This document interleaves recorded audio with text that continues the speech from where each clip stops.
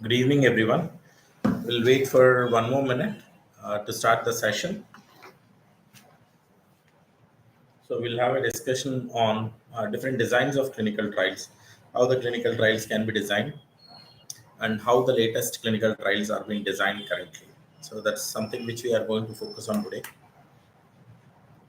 What was the recent designs and what are the current upcoming designs which are being used for your clinical trials? I'll be speaking about that today.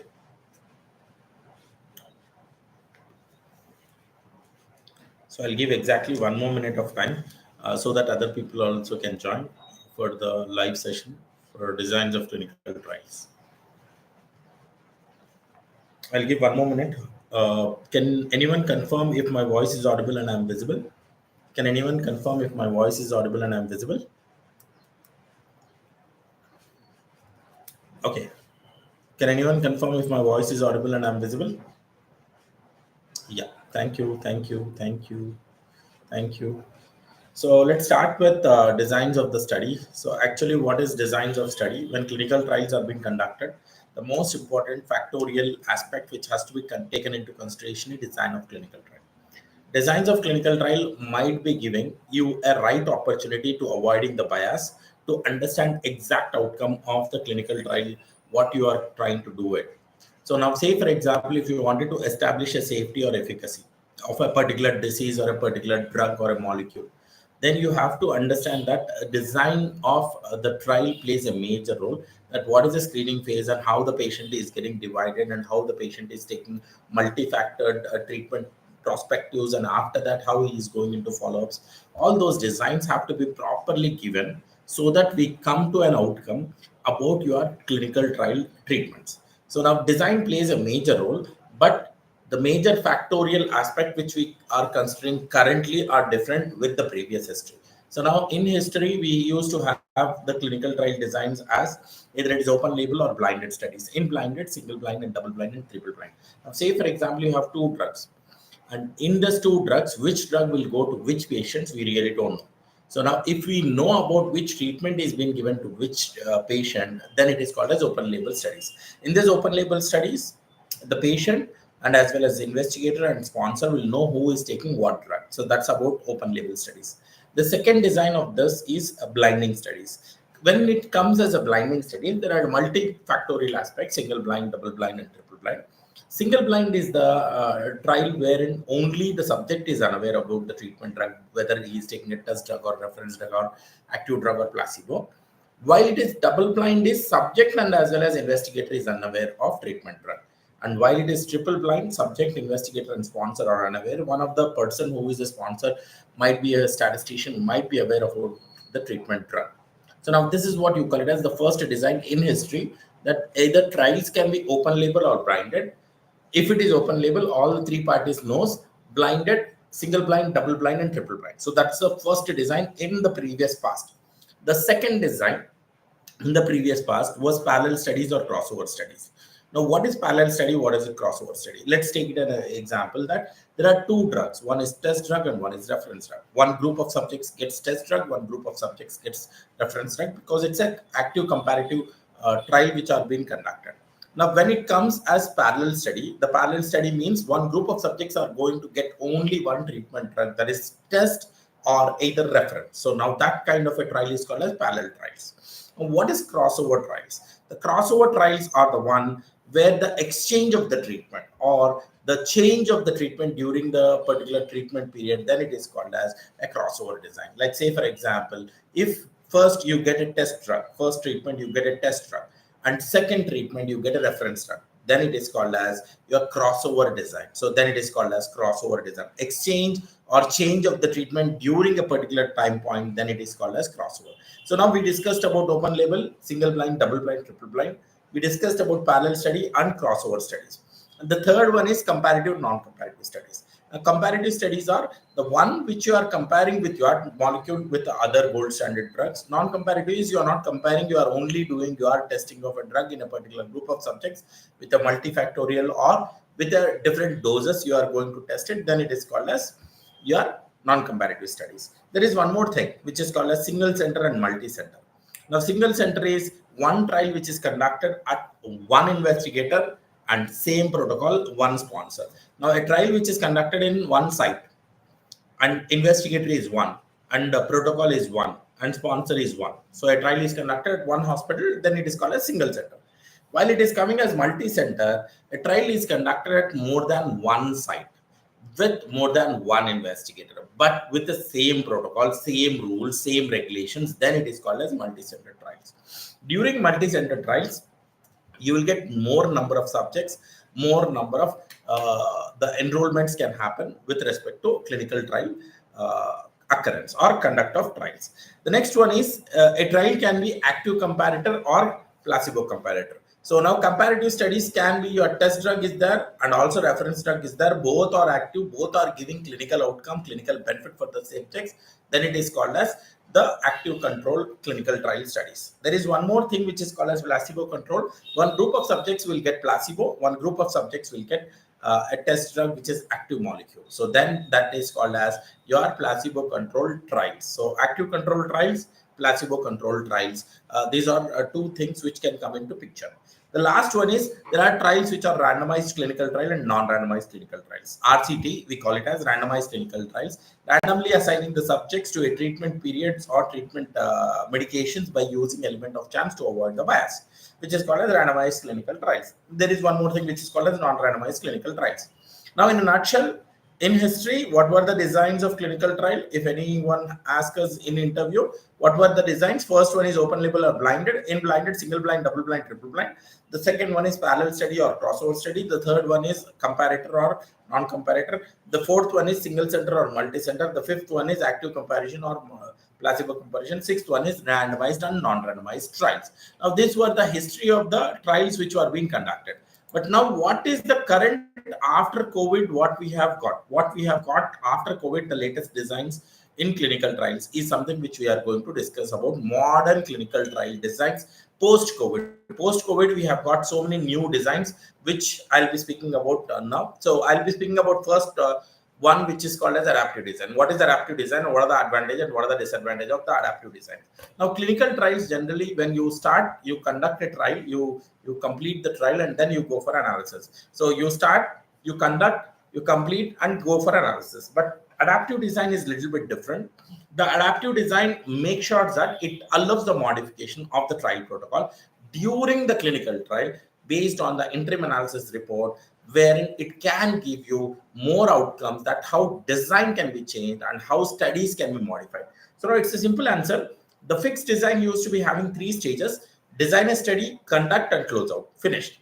But this one was having design a study, you conduct and make analysis and take the data, understand the data, you modify the design, and then you redesign the trial during the conduct, and also you change the clinical trial design, and then you go for one more time a closeout phase. So in a nutshell, adaptive design is allowing the modification of trial protocol based on interim analysis without compromising the validity and integrity of the studies. So this is what you call it as adaptive design. Changes in clinical trial design during the conduct of trials based on the information or data which you are having is called as adaptive design. And the advantage is they have more of efficient use of resources. Exactly, you can use how the efficiently you can use the resources, shorter time to conduct the clinical trials, and you get the conclusive reports. And also the ethical considerations can be increased based on the outcome of the clinical trial design, because subjects will know that whether they are getting the treatment or not during conduct of clinical trial, they will be getting the outcome of the trial. So these are the advantage of the adaptive design. The challenges is it's a complex statistical requirement. During interim analysis, you get a lot of data and you have to understand about the data, and you have to give the suggestion during your clinical trial design, and it might increase your regulatory hurdles also. And now coming back to master protocols. There are three types of master protocol. The first one is basket design, the second one is umbrella design, and the third one is platform design. So now one disease with multiple protocols or multiple diseases with one drug. So all opposite of this is called as basket design or umbrella design. So I'll repeat it: one drug, multiple diseases, or multiple diseases, one drug. So opposite of this are called as basket design and also your umbrella design. So what is basket design? So these are test the effect of one drug with multiple diseases. So now we call it as basket design. For one drug, you can test multiple diseases. Multiple diseases. Let's say, for example, if you want to test each disease, you have to design one trial. So rather than wasting the time, can we design one trial with one drug which can treat multiple diseases? So one treatment drug can be treated for cancer A, B, C, D. So like that, can we do it? So we can use this trial to avoid the lesser amount of time and to avoid the amount which has to be spent. And it is efficient in use of resources, and also it might increase the chances of success for the clinical trial. And it is complex, but varying of a disease progression, the each disease might be different and the outcome of the trial can be different. So that's a challenge for basket design. So basket design, one drug disease or one drug given in multiple diseases or different diseases is called as basket design. Now coming back to umbrella design, so it's a quite opposite of umbrella designs. Multiple drugs. Now there are multiple drugs: drug A, drug B, A plus B, and also A plus B plus C. So three kind of drugs are being given in one particular disease. So earlier we used to say that one drug for multiple diseases. Now we are saying that multiple drug for one particular disease or disorder. Now this is called as the umbrella design. And the umbrella designs only test multiple drugs on a single disease with a different genetic mutations of your particular diseases. Now this is advantage is personalized treatment, where you can get your genetic kind of a treatment, or you can get personalized treatment approaches, and potentially high success rate is there for your umbrella design. Now coming back to platform design is multiple drugs and multiple diseases, multiple treatments, multiple diseases. It's a combination of basket design and also umbrella design. So basket design, one drug, multiple diseases. Now umbrella designs, multiple drugs in single disease. Platform design is multiple drugs tested in multiple treatments. So now it is called as platform design. It's a very complex data management, and trial integrity is very difficult. It's a very challenging trial to be conducted. So now master protocol, there are three types: basket design, umbrella design, platform design. Now coming back to, there is one more thing which is called as siteless clinical trials, or decentralized clinical trials, or virtual clinical trials, or remote clinical trials. All are the words which are being used for a clinical trial which can be conducted without patient traveling to the hospital. So now this kind of a trial is called as decentralized clinical trials. There are three kind of trials which can be conducted. The one is the fully decentralized, where there is a siteless, or patient does not need to travel to one visit also, which is called as fully decentralized. There is one more thing which is called as hybrid mode, the hybrid clinical trials, wherein some of the complex visits can be coming into picture for the subjects to come in, and there are the other visits which can be home-based visits for the subjects. So this is one more thing which can be done it. And one is fully centralized, wherein all the subjects have to come to each and every visit to participate into clinical trial.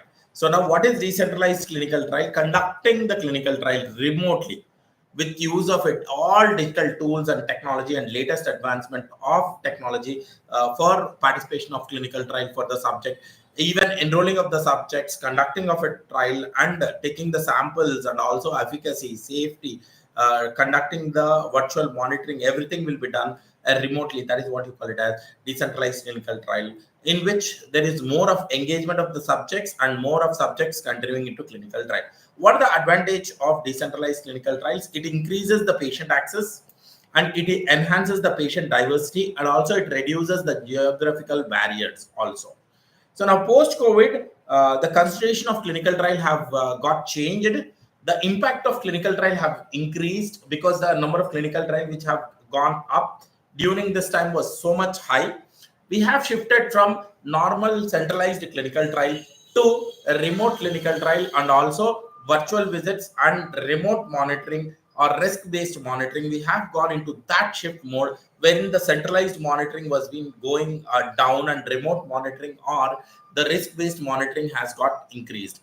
And accelerated adoption of health technologies or digital health technologies have gone up after the COVID-19.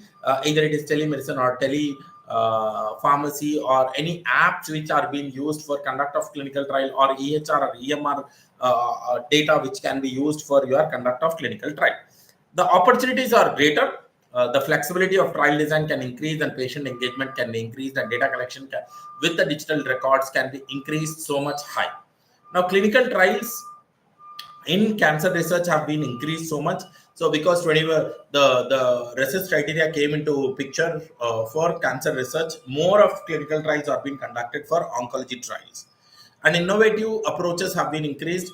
Immunotherapies trials have been increased, precision medicine have been increased, biomarker driven studies have increased in cancer research also. The regulatory framework was being given by US FDA, EMA, and also CDSCO for making sure the GCP is been up to the mark, and ICH is been up to the mark, and also local regulatory requirement is as per up to the mark. So now, what is the skill set required for the careers in clinical research? Strong understanding of clinical trial designs and regulatory framework like US FDA regulations 21 CFR Part 11s, and also the NDCD rules which are being given by CDSCO have to be increased. And also you have to understand proficiency in data analysis and digital tools and digital technologies which has to be used. Excellent communication and project management skills are needed for the embarking career into clinical research. If you wanted to come into clinical research, first try to understand what are the latest clinical trial designs and regulations and all the regulatory bodies, NDCD rules 21 CFRs, and proficiency in the data analysis and also digital tools and technology which has to be used. Excellent communication and project management skill has to be used for your careers in clinical research. And also the industry trends, the growing demands for the clinical research professionals have been increased focus on digital health and real world evidence, emphasis on patient centric approach or patient centricity of clinical trial has to be improved. So now I think with this I came to a point where I spoke so much about clinical trial designs. So I started with different designs of a clinical trial. First one, open label, blinded, single blind, double blind, triple blind. I spoke about parallel studies, crossover studies. I spoke about comparative, non-comparative, single center, multi-center, active comparison, and placebo comparison. I spoke about randomized and non-randomized trials. I spoke about adaptive designs, its advantage and its disadvantage. I spoke about master protocol, basket design, umbrella design, and platform design. I spoke about decentralized trials, fully decentralized, hybrid, and fully centralized. I spoke about post COVID-19 considerations in clinical trial. I spoke about cancer clinical research. I spoke about global regulatory requirements. I spoke about what are the different career opportunities, frameworks, and also the skills which are required to come into your clinical research industry. I think with this, I'm coming to an end of this session. Can you let us know if there are any questions? If viewers have any questions or any doubts about this latest designs of clinical trial, please let us know.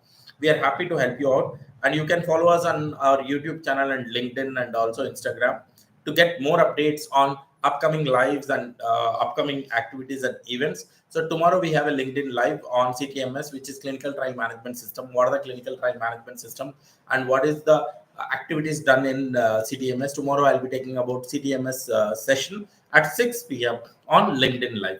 So any questions anyone have, quickly I'll be open for answering the questions. The live chat is open. Any questions or any feedbacks anyone have, you can let me know. I'll give quick 1 minute of time to discuss any doubts or questions about LinkedIn or YouTube live questions on latest designs of clinical trials. Okay, so I think with this, there are no questions. Thank you so much for joining. Have a nice, wonderful weekend. Thank you so much.